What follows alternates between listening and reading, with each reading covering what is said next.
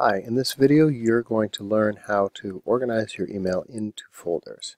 So let's say I want to put a few emails into a folder. For example, let's say anything that comes to me from the copier, I want to be in its own folder.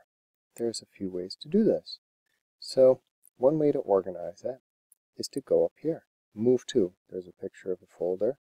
Once you go into the email, and I have a lot of folders already, but I don't have one for the copier.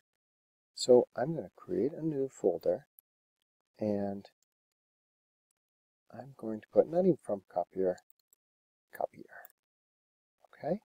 If I want to organize this under another one, I could. So I could have copier be a subfolder under another one.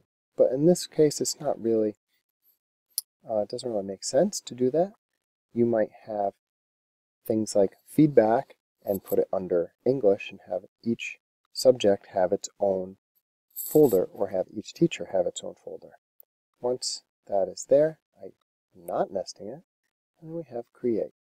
And so not only will you see that, but you'll see now, if you look in that, there is over here a copier.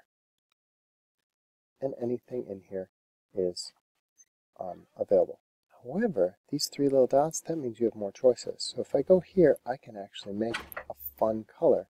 So I'm going to make the copier ones red. So it's really easy to see. And so that sticks up very nicely. And in the email, that sticks up very nicely.